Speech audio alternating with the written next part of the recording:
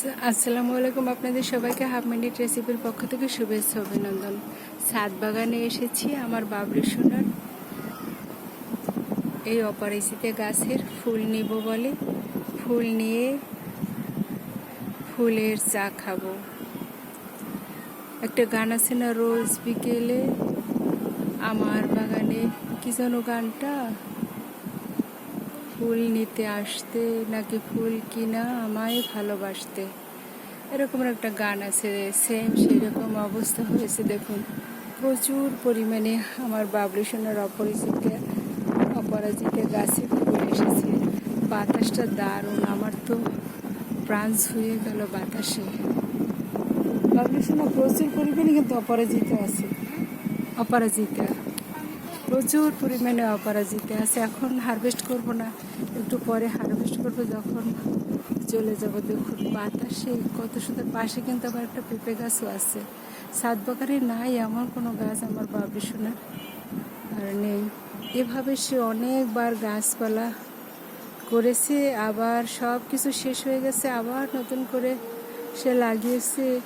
এই যে আমার বাবলি সোনার ছাদ বাগান এত সুন্দর, দেখতে সুন্দর, কিন্তু এর ভিতরে সব পরিশ্রম, আমার বাবলুর পরিশ্রমের এই গাছপালা।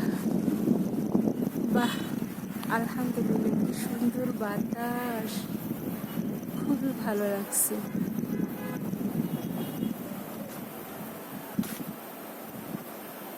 আমি একবার ভাবছি যে ছাদ বাগানে আসবো না, কিন্তু ছাদ বাগানে আসার পরে আমার অনেকটা ভালো লাগছে। আসলে আমি প্রকৃতি দেখে মুগ্ধ, কোনো বলার ভাষা নাই, এত সুন্দর আমার বাবলি সোনার ছাদ বাগান।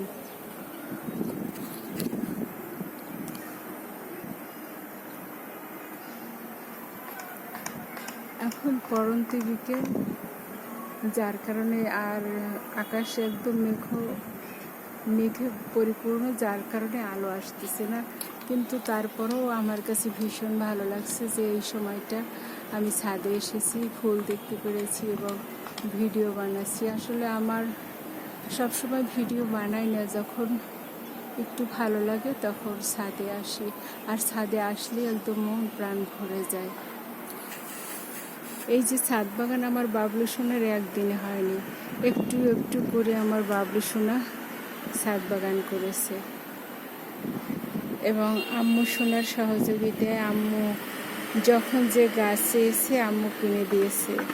আর এক বছরও জাতীয় বৃক্ষ মেলা মিস যায় না, কিন্তু এবছর আমার বাবলু সোনা জাতীয় বৃক্ষ মেলায় যেতে পারি না, আমরাও যেতে পারিনি।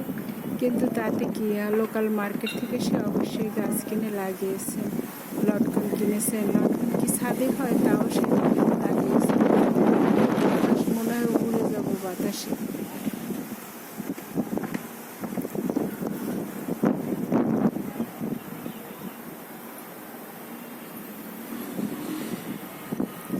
মাঝে মাঝে যখন বাতাস আসে তখন খুব ভালো লাগে,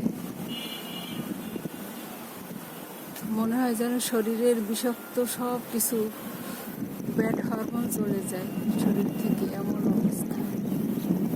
কি সুন্দর ঝিরিঝিরি বাতাসে ফুলগুলো কাঁপছে।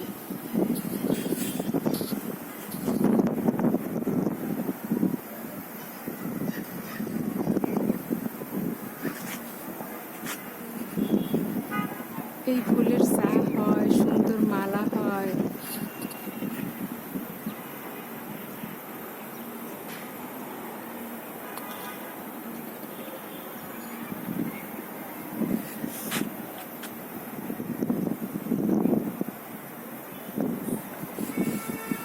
আর একটু দমকা বাতাস আসো, ভাল লাগছে বাতাসটা। আমি একবার আসতে চাইনি যে বাতাসে কিনে আবার ঠান্ডা লাগে, কারণ আমার বাতাসটা খুব ঠান্ডা লাগে, আমি ঠান্ডা লাগাতে পারি না।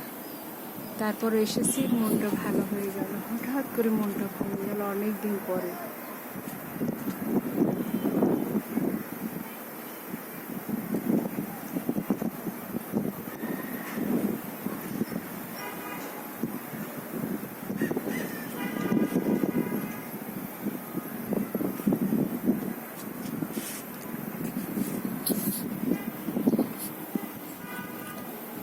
সবাই ভালো থাকবেন, সুস্থ থাকবেন। আল্লাহ হাফেজ।